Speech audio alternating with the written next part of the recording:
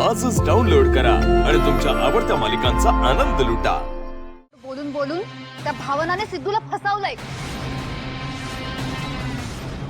त्या दोघी मायलेकींचा डाव होता हा। विचारेपणाचा आव आणून बळीचा बकरा बनवलंय त्यांनी आमच्या सिद्धूला। पाहिलंच ना सिंचना, खात्री पटली ना तुझी? तुझ्या सासरची माणसं किती आतल्या गाठीची येते। आपल्या सिद्धूच्या आयुष्याचं मातेर केलं त्यांनी। सिद्धू, अरे त्या भावनाच्या इनोसंट चेहऱ्यावर जाऊ नकोस, दिसते तशी नाहीये ती। हे बघ, आज माझे डोळे उघडले, पण तुला सांगते, जर तू भावनाला बायको म्हणून स्वीकारलंस तर जेव्हा केव्हा तुझे डोळे उघडतील ना, तेव्हा फक्त आणि फक्त तुझ्या वाट्याला रिग्रेट येईल। त्यात तुझी तरी काय चूक म्हणा? चूक तर आपल्या दोघांचीच आहे। कायम आपण त्या लोकांना पाठीशी घालत आलो। तुला माहितीये, आजीच बरोबर त्यांना ट्रीट करायची आणि चासेखाली ठेवायची। त्यांची लायकीच ती आहे। बस,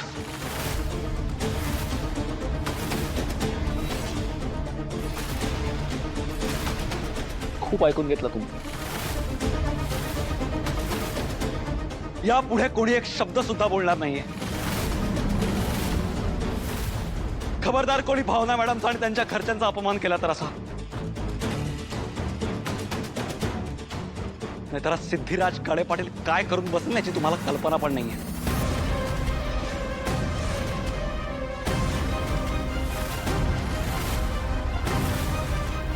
वाह, बरं वाटलं आज। कधीपासून मी या दिवसाची आतुरतेने वाट पाहत होते। आता खरा रंग चढेल या खेळाला।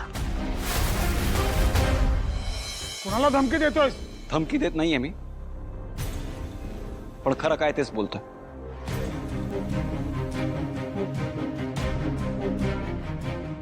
तुमचा माझ्यावरचा राग मी समजू शकतो आणि मी तुम्हा सगळ्यांचा गुन्हेगार हेही मान्य आहे मला। पण कोणतीही चूक नसताना तुम्ही भावना मॅडम आणि त्यांच्या कुटुंबावर सतत जो आरोप करतात ना, तो सहन नाही करू शकत मी। कारण त्यांची या सगळ्यात काहीच चूक नाहीये। हो हो, पडलो मी भावना मॅडमच्या प्रेमात। आजवर मी त्यांना सुद्धा हे कधीच सांगितलं नाही।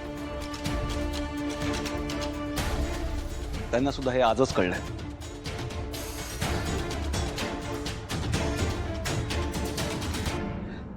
जेव्हा मी त्यांना पहिल्यांदा पाहिलं होतं,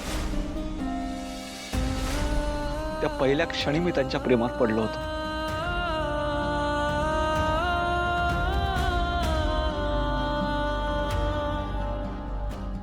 जनसेवा हीच ईश्वर सेवा असा मानून राजकारणात वाहून घेतलेला मी कधी त्यांच्या प्रेमात पडलो माझं मलाही कळलं नाही।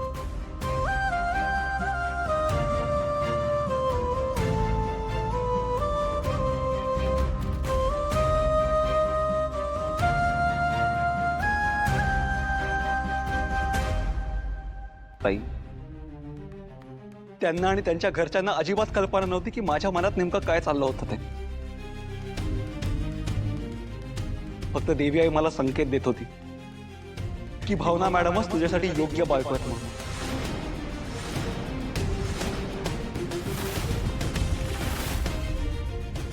तिनेच मला मार्ग दाखवला।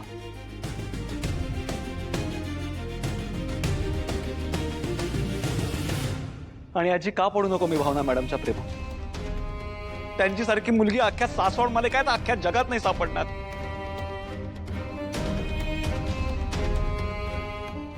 त्यांचा होणारा नवराचा ऍक्सिडेंट झाला, खरं तर तिकडेच विषय संपला होता। पण भावना मॅडमना समजलं की आनंदीला एका आईची गरज आहे।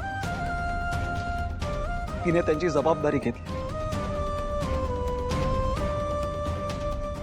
आजी, एक राजकारणी म्हणून आपण फार फार तर लोकांची मदत करू शकतो, पण आपण कधीच कोणाची जबाबदारी घेत नाही आणि आपण घेऊही नाही शकत आजी। कारण आपल्याकडे 3-4 घोषणा आणि 2-3 फ्लेक्स बास इतकंच असतं।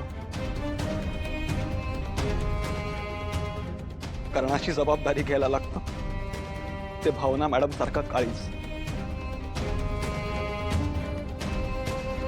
तो निडरपणा. आणि ताई काय ग, भावना मॅडम बिचारेपणाचा आव आणतात असं म्हणतेस तू? अगं स्वतःच्या हिमतीवर नोकरी करणाऱ्या मुलीला आई आणि बापाची माया देणाऱ्या भावना मॅडमना तू असं कसं काय म्हणू शकतेस? अगं जनसेवा या शब्दाचा खरा अर्थ मला भावना मॅडमनी सांगितला.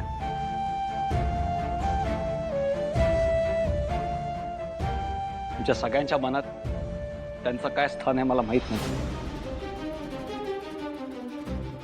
पण सिद्धिराज गाडे पाटलाच्या मनात, हृदयात आणि आयुष्यात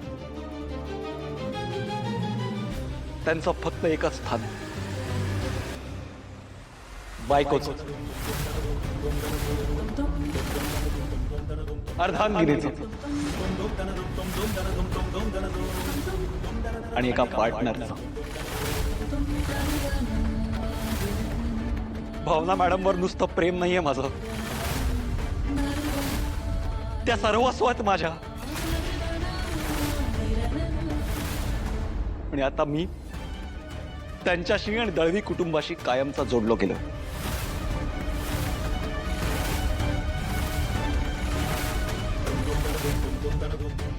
कायमचा.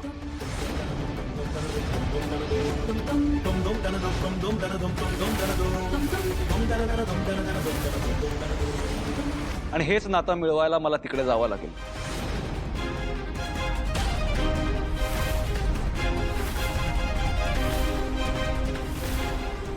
माझ्या बायकोला आणि या घरच्या सुनेला मला तिच्या हक्काच्या घरी आणायला जायचंय.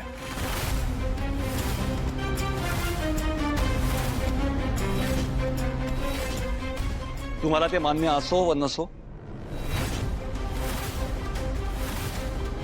मी भावना मॅडमना बायको म्हणून या घरात आणणार.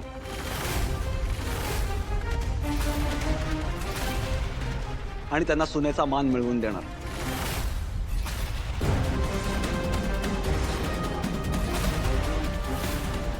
हा सिद्धिराज गाडे पाटलांनी दिलेला शब्द आहे. आणि हे सगळं करायला मी आत्ताच चाललो, त्वरित, तात्काळ, ताबडतोब.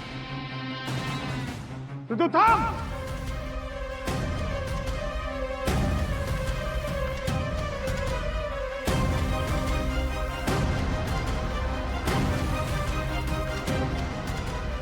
हा सिद्धू, तू या घरातून कुठंही जायचं नाहीस. थांब सिद्धू, तुला शपथ आहे माझी.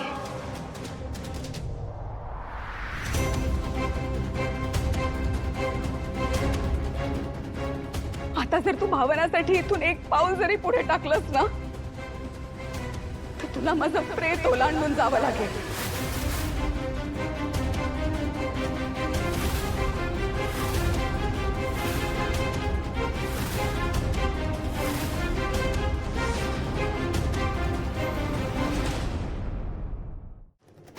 लक्ष्मी निवास